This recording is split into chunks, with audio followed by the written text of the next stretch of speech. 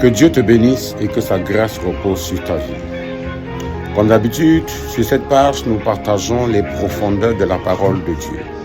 Nous amenons le peuple de Dieu à comprendre de façon plus facile les termes utilisés par le Seigneur dans sa parole qui est la Bible. Aujourd'hui, j'aimerais partager avec toi, t'aider à comprendre le mot onction.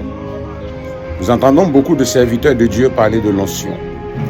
Nous entendons beaucoup de personnes rechercher l'onction. Certains prient, jeûnent des jours, des semaines, des mois, des années même, avec pour but de recevoir l'onction. Certains se vantent, s'enorgueillissent d'être remplis de l'onction. Certains même vendent ce qu'ils appellent onction.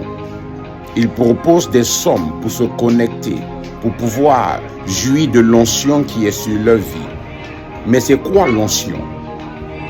L'onction est une capacité surnaturelle donnée par le Saint-Esprit pour aider l'homme à appliquer, à pratiquer ou accomplir la mission divine qui lui a été confiée par le Seigneur Jésus.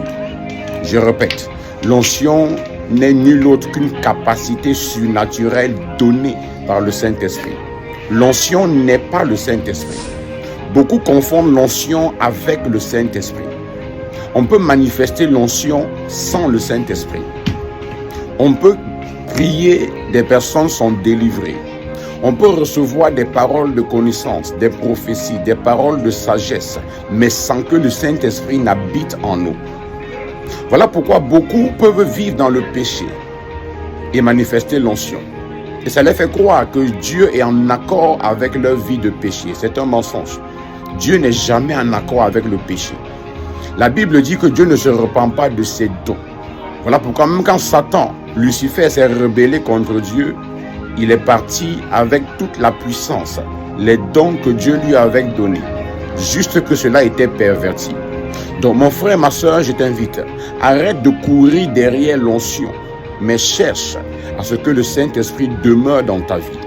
Parce que le jour où le Saint-Esprit quittera la terre, il partira avec tous ceux en qui il habite, où il a habité. Nul ne sera enlevé vers Jésus si l'Esprit de Dieu n'habite pas en lui. C'est pourquoi Jésus dira au dernier jour, « Arrière de moi, je ne vous ai jamais connu, vous qui commettez l'iniquité. N'avons-nous pas prophétisé en ton nom?